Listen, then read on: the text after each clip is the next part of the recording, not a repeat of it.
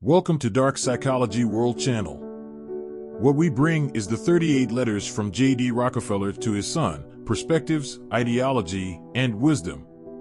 Letter 8, treat work as fun. Dear John, there is a very meaningful fable. It also makes me feel a lot. That fable says that in ancient Europe, there was a man when he died. I found myself in a wonderful place. A place where you can enjoy everything.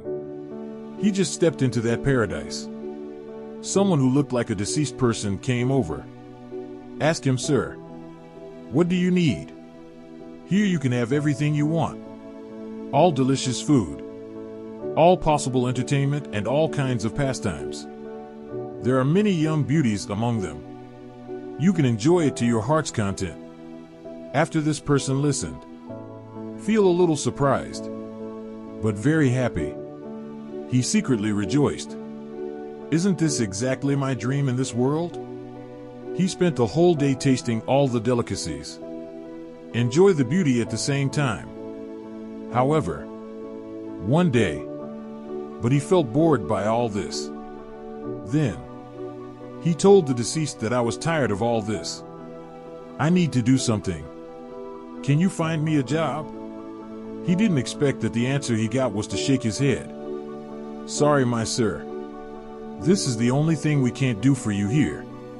There is no job for you here. This person is very depressed. Waved his hands angrily and said, "This is really bad. Then I might as well stay in hell. Where do you think you are?" The deceased said gently, "John, this very humorous prophecy seems to tell me losing your job means losing your happiness. But it's a pity. Some people have to lose their jobs. Only then can you realize this. That's unfortunate. I can proudly say, I have never tasted unemployment. This is not my luck. But it's up to me. Never regard work as boring drudgery. But you can find unlimited happiness in your work. I think working is a privilege. It brings more mistakes than sustains life.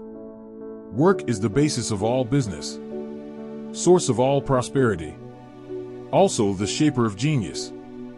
Work makes young people motivated and promising. Did more than his parents. No matter how rich they are, work is expressed in the humblest of savings, and lay the foundation for happiness. Work is a promise that adds flavor to life.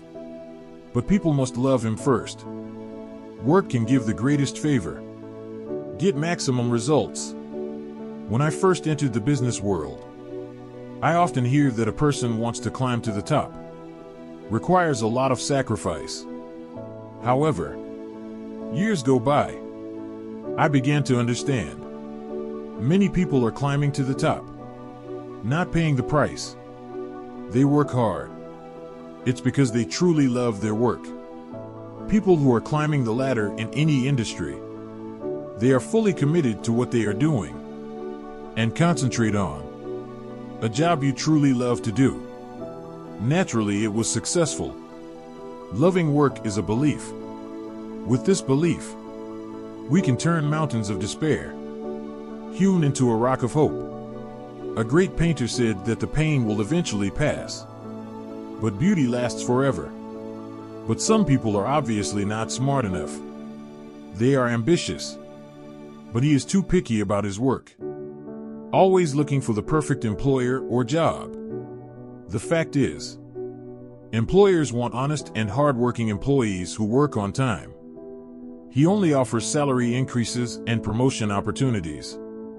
Leave it to those who work extra hard, extraordinarily loyal, extraordinarily enthusiastic. Employees who spend more time doing things because he is running a business rather than doing charity. He needs people who are more valuable. No matter how great a person's ambition is, he should at least start. To reach the peak, once started, just keep going. Too difficult. The more difficult or unpleasant the job is, the more we have to do it immediately. If he waits longer, becomes more difficult. It's scary. It's a bit like shooting a gun. The longer you aim, the chance of shooting becomes slimmer. I can never forget the original experience of doing bookkeeping in my first job. At that time, although I have to go to work at dawn every day, and the essential oil lamp lit in the office is very dim, but that job never made me feel boring. On the contrary, it fascinates and delights me. Even all the red tape in the office can't make me lose my enthusiasm for him. And the result is that my employer keeps giving me raises. Income is just a byproduct of your work. Do what you have to do. Do your job well. The ideal salary will surely come. And more importantly, the highest reward for our labor. It's not about what we get. It's about what we become as a result. Those with active minds work hard, not just to make money, something that keeps their passion for work going. More noble than just controlling the desire to make money. They are engaged in a fascinating undertaking. To be honest, I'm a careerist. I've wanted to be rich since I was a kid. For me, the Hewitt cartel I was employed by, it's a way to exercise my ability. A good place for me to provide food and clothing. He sells various products as an agent. Own an iron mine. He also operates 2 technologies that allow him to survive.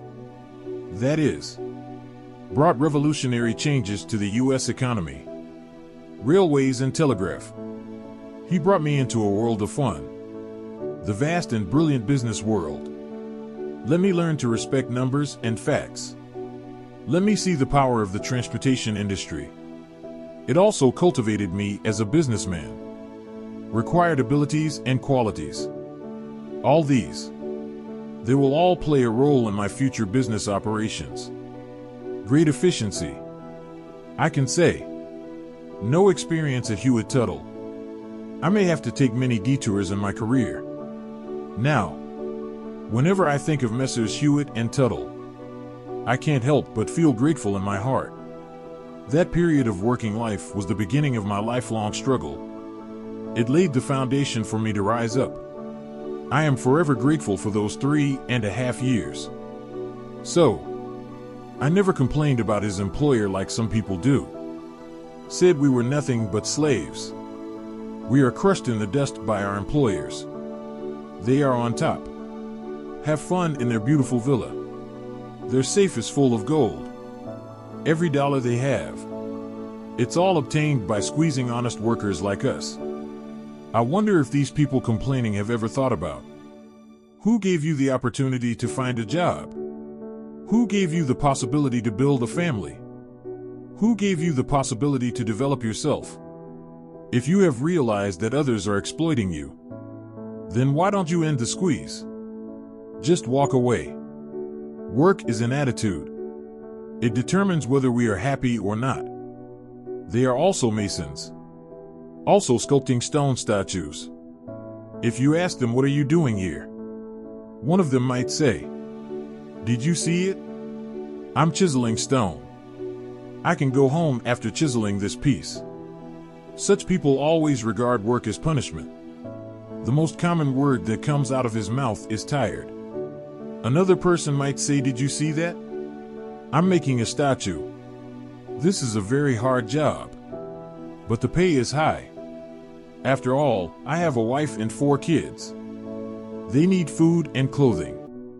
Such people always regard work as a burden. In his mouth. A phrase I often spit out is to support my family. The third person may drop the hammer, pointing to the stone sculpture proudly and saying, have you seen it? I'm doing a work of art. Such people are always proud of their work. Work for fun. In his mouth. The most commonly uttered sentence is, this job is very meaningful. Both heaven and hell are built by oneself. If you give your work meaning, no matter how big or small the job is, you will all feel happy. Self-set grades, no matter high or low, will make people enjoy their work. If you don't like doing it, Anything simple becomes difficult and boring. When you scream that this job is tiring, even if you don't work hard, you will also feel exhausted. On the contrary, it is quite different. That's how it is. John, if you do construction as a pleasure, life is heaven. If you do construction as an obligation, life is hell. Examine your work attitude. That would make us all happy. Love you, Father. Thanks for listening to Dark Psychology World Channel. We will continue to bring you in the next issue 38 Letters from J.D. Rockefeller to his son.